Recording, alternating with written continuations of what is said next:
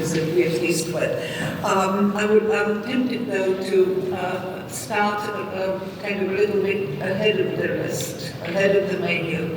What we need to cope with first and foremost, and this is stark security. Because if I would venture to remind this audience, and I know that everybody knows this firsthand, actually the Black Sea region and the security environment here was practically a non-entity for a long time. And I've struggled with it, as many of my colleagues as well, trying to make our allies understand that this is not a separate portion and that security does not end on the coastline of the Black Sea. There was also this illusion, and I'm wondering whether I should use the past tense or a present tense, of every US president that they can make a breakthrough with the Kremlin. And I've again experienced that firsthand. We had it with different, both Republican and Democrat presidents coming down to President Trump, that now is the time and then it will be a blissful relationship and all issues will be resolved. No, this is not the case, and we know that better. But it took us, however, a war, a full-scale war of Russia on Ukraine, a stark invasion of a country, an annexation of territory for a wake-up call to happen and for the West in general to react accordingly. But we've been only too late. Not only because of the kind of chronological sequence, but also because of the importance of this phone call yesterday between the two presidents. I really need to emphasize something.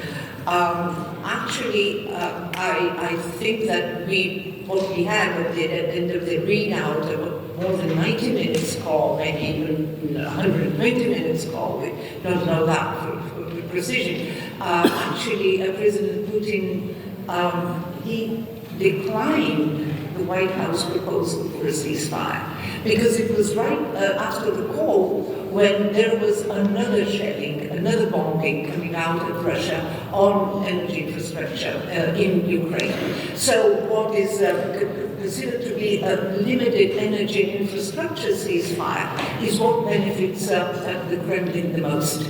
Actually, this is something which Russia has suffered more than Ukraine in the exchange of fire. So basically we are witnessing the beginning of the process, but we don't even know where it will be headed.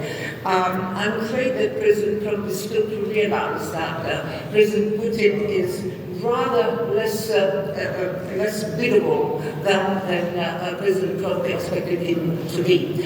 So why I'm saying this? Because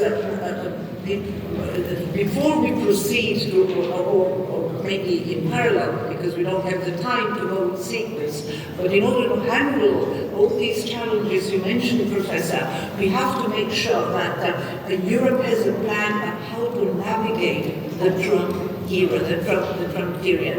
And I think that actually Secretary Rutte of NATO gave practically a masterclass of how to handle, how to engage with President Trump.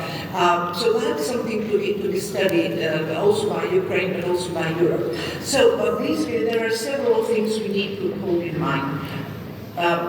President Trump is there to stay. So we have to recognize this as a fact of nature, of political nature, if you wish, and be able to work about and with this fact. Secondly, we have to know that there is this about 1,400, I believe, miles long border between Ukraine and Russia, which we, Europe, we said we will somehow protect. But again, more question marks than answers to this.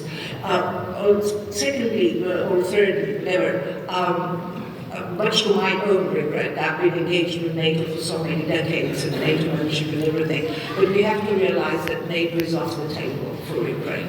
So that means that Europe has to shoulder the responsibility for engaging Ukraine in a well-protected and productive fashion for a future membership in Ukraine someday.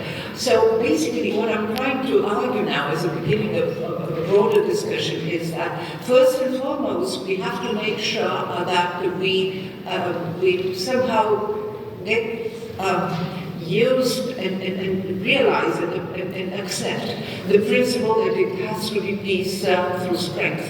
And I will stop here, but then probably I'll have more opportunities to step in. But I cannot help remembering what General George Marshall famously said: "You don't fight a problem, you resolve it." So this is what we are here for, and this is what Europe is all about. We have to